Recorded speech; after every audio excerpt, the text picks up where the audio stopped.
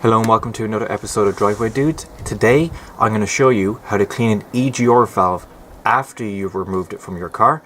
And what I've done on this particular one, what I actually should mention first, is that I went to a local car dismantlers and I bought an EGR valve from the same type of car that I have, which is a Citroen C4 1.6 HDI with a DV6 TED4 engine. Just to keep it simple, but same process applies to any EGR valve that you have. And what I've done is I've unscrewed the top piece here in order just to be able to manually twist this to open and close the EGR valve. So after we clean it, we can see how much easier it is to open and close. As you can see, the ports are actually quite caked up with carbon. See both ones there.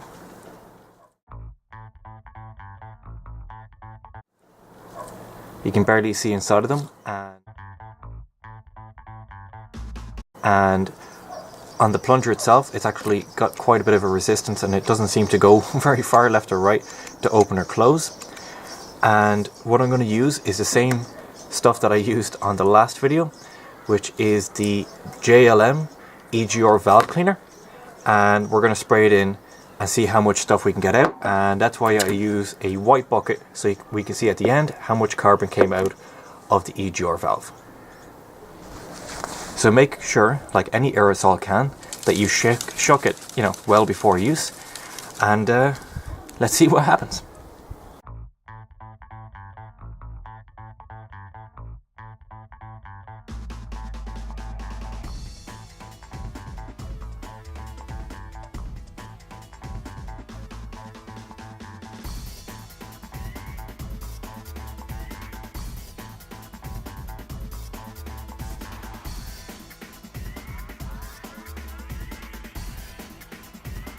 Don't forget to do this in a well-ventilated area. But so far, we can see what's coming out of the EGR valve.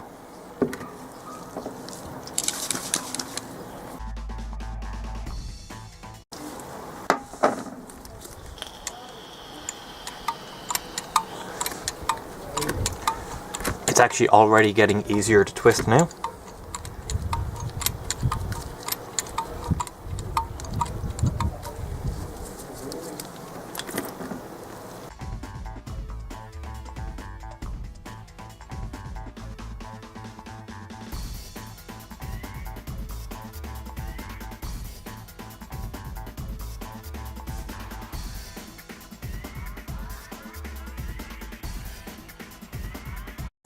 And what I've got handy as well is an old toothbrush, so we can try and, scrub inside of it a little bit.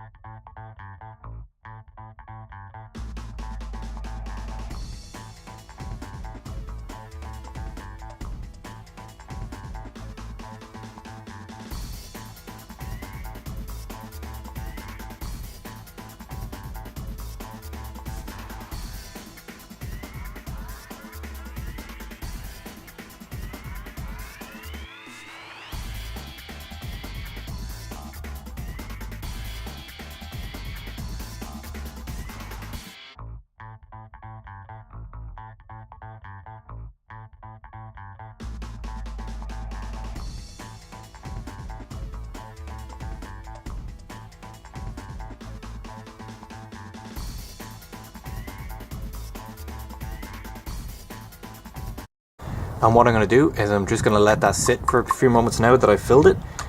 But you can already see all the stuff that's coming out of it. Now I've left this sit for about 5 minutes, but you can leave it sit as long as you like, with the EGR valve cleaner sitting inside the EGR valve housing itself, eating away at the carbon. So let's pour some of the stuff out. Oh yeah, that's dirty. And we're just going to spray a little bit more inside again. And we'll just shake it up, pour it out. It's all dirty. And if you like, you can kind of hold it a little bit upside down trying to get the EGR cleaner to slide up the plunger.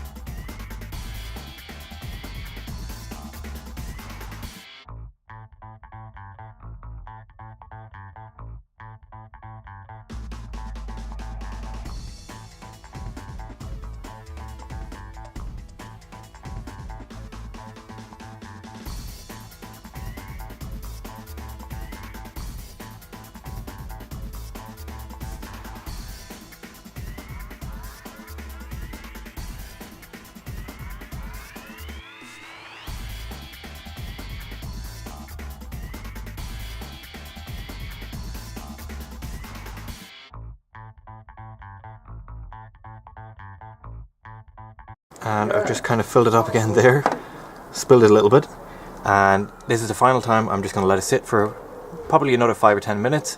We'll do one last clean and see what the results are. Okay, so after leaving it sit for the final time, and if you really wanted to and you had money to spare, you could actually fill this bucket full of EGR cleaner, or another cleaning solution such as carburetor cleaner or petrol if you wanted to go that far. There's loads of other ones out there. You can just give it a quick Google and leave it overnight, eat into the carbon. So for this, I just checked there, and this plunger is actually much freer than it originally was, which is a great sign that it's working. Or should I call it the valve and the stem. And we're going to use up the rest of this can. It wasn't a lot left in it anyway, and we'll go for a final spray and clean and take some close-up photos and see what it looks like inside.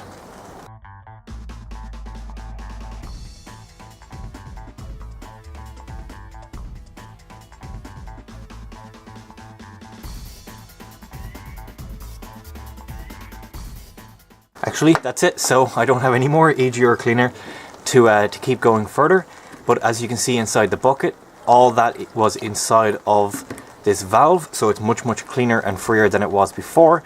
And if you had I suppose another bucket, you could actually just run this through the valve a couple of times, pour it into one bucket, pour that back through and back through until you were satisfied that the valve was much cleaner. So there you have it.